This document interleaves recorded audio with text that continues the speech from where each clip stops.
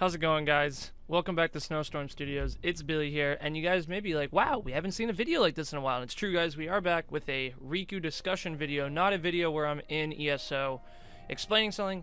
This is going to be a video where we're talking about something, and as you guys can see by the title today, we're going to be talking about plugins for consoles. So this is something that at this very moment is non-existent. Here, one sec. Oh, I gotta put the charger.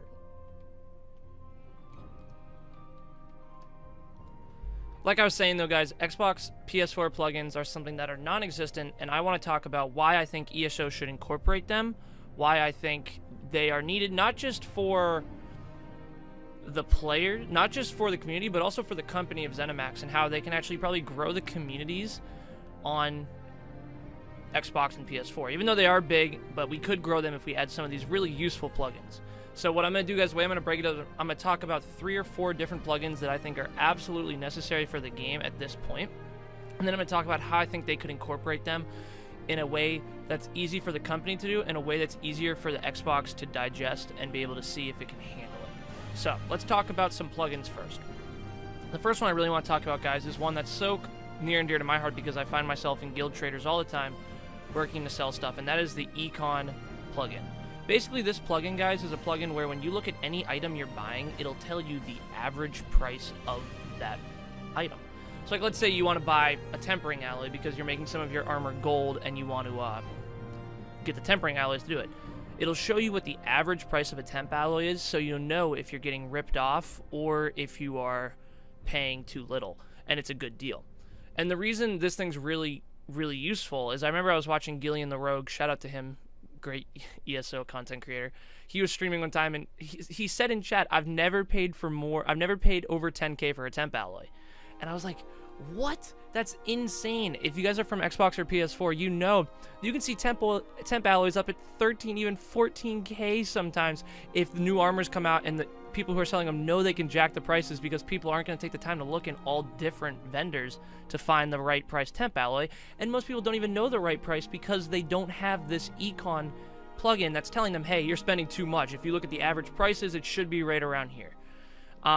I just think it's something that'd be really useful for the game and something I would really like to see added as someone who is selling things and someone who buys stuff all the time in bulk, especially. I don't ever buy myself one temp alloy. I'm usually spending 100k when I'm going to gold out some armor, 150k. And it'd be nice to be able to save those gold and know how much each is worth. And it would also be great to know how much to sell each thing for. You can pick up a motif. We do Bloodroot Forge all the time just to get the motifs. I never know how much I go for. I have to ask King Supercuts. Shout out to him. But he sometimes doesn't even know. And it's stupid that we don't have some sort of plugin that says, hey, it's that much. That's how much you can sell for. Then you can go, okay, well, I'll put it for 5k less and get my money quick, or I'll put it for 2k more and hope it goes up in a week because you need more gold. We don't have those tools at our disposal, and I think it's something that we could really use. The next one I want to talk about, guys, and this one also is really near and dear to my heart. You just don't know it because you don't see me parse test because I'm embarrassed to do it sometimes.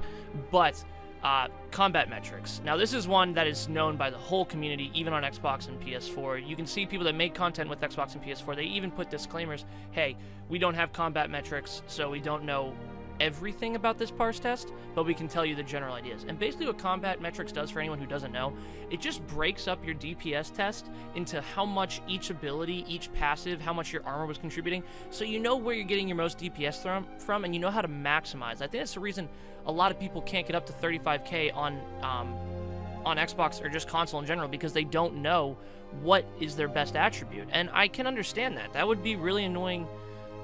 Well, it is really annoying to me, and I've definitely struggled with that. And having something where you could break down what exactly each piece of your build is doing would be really nice, and knowing what you need to maximize on. The other thing that'd be really great for is in dungeons and trials. Like, let's say I know me and Nightwind Archer, me and Samurai, me and King, me and Fluffy Pink, we do 2 DPS, 3 DPS in these dungeons. It would be great to have a combat metrics after we fight a boss and see, okay, who's doing the most DPS, who's doing the most single target, who's doing the most AoE, is that the way we planned it, is it working according to plan? Something that I just think would be so nice for the consoles on ESO. I think combat metrics would just be a great tool. You could just turn it on when you do a parse test and use it. Then the final one, guys, and this one's kind of short, but I did want to get 3 or 4. There is a trait researched one. I forget the name of it, but basically you pull up and it's a checklist of everything you've researched. And it's a much more convenient way when you're going and buying armor. Okay, what have I researched? Okay, I need to know well fitted on heavy armor. All right, that's what's not checked. Let me get that. It's just much easier. You don't have to write it down or memorize it, which is what I do. That would be really convenient for crafters who are trying to become master crafters. Sky Shard map, guys, would be really great. Something PC players have when they're making new characters. All right, where are my Sky Shards? As they're questing, as they're grinding, let's go get these Sky Shards.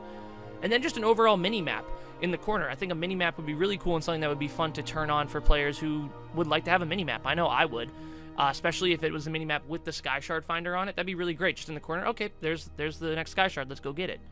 I think those 3 shorter, but are all very needed for the console for plugins. Now, the final thing I want to talk about, guys, is how do we get these plugins to come to Xbox and console? Because here's the thing.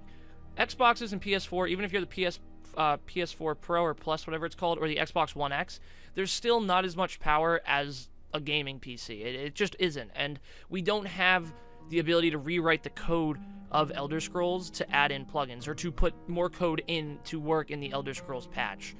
And the way I think that they should include it is every single time we have new content, like a chapter, a DLC, a dungeon DLC, stuff like that, add one plugin. So we get Horns of the Reach, we get Dragon Bones. All right, we're going to add one plugin with each of those. Just one plugin, and then they'll build up. And then what players can do is pick what they want to do. And if it's taxing on your CPU on your console, turn it off. You just turn off the check mark. And then if you want them on, turn them on. So it doesn't seem that hard in in thinking it out, but I know there'd be a lot of coding on the back end because these add-ons aren't made by ZeniMax. But ZeniMax created the buff trackers for us. Like, we needed that badly, so they did that. So it makes me think that they can do more, and I think they should. I think it would give these console players, including myself, more of an MMO feel that we're not getting. Because as much as ESO is an Elder Scrolls game, I think the people playing now more are in the MMO mindset. We're playing with our friends, we're working to beat things. You know, the story and the questing is great, but for me personally, I'm playing more to beat the next dungeon, beat the next trial, get my DPS to 35k. Like, those are important things to me. And all of these plugins that I want would be really, really convenient for that. So I think just maybe adding one at a time, seeing how taxing it is, and then maybe doing updates to them if we need an update, if it's too taxing even for the Xbox One X or something. It doesn't seem that hard. I know it would be a lot to ask, but I think it just stinks being on Xbox and PS4 and feeling I need to go to PC, because I could possibly do it. I have a gaming PC, if you guys know. That's what I record all my videos on. But I have 790 or 80 champ points on Xbox, and I have like 50 on PC. I don't want to grind those up, and we're not going to get transfers. So why don't you give us some of the stuff PC has so Xbox players feel like they can have what PC has? Give us combat metrics, give us the econ, give us traits researched, give us Sky Shard's minimap. It's not a lot to ask for. I'm not asking for every plugin. I'm just asking for the big ones that actually make the game more enjoyable and help the hardcore players get what they need out of the game. But, guys, I think that's going to do it. This is a video I've wanted to make for so long, but it was so hard for me to get my thoughts down correctly. This video, I'm already really happy of how it turned out.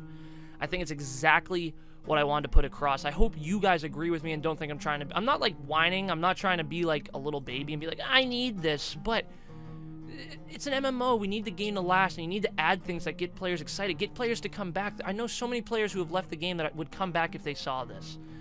So, with that, I hope you guys enjoyed the video. I hope you learned something. I hope you guys should definitely look into all of these plugins for PC and be like, well, damn, I would really like to have one of these at my disposal for parts testing or for selling or buying things. It'd be nice to have. I know I sure would, and I hope this video can get some views and people can agree with me. But guys, okay, let me close this. Comment down below. Let me know if you agree, disagree, if you think, who cares? It's just going to make the game laggier. I don't want this. Fair enough. That's a fair point. So let me know down below. If you guys haven't subscribed, hit the subscribe button if you enjoy this. I promise we'll have more videos like this, more discussions where it's the note to my side with all the little scribbles writing out everything. I kind of like doing that. And then also, guys, make sure you follow me on Twitch, where I'm doing primarily most of my content creating, streaming every night from 8:30 until 10:30, 11. And yeah, guys, have a great rest of your day, and hopefully we'll see plugins on Xbox and PS4 soon. Peace out.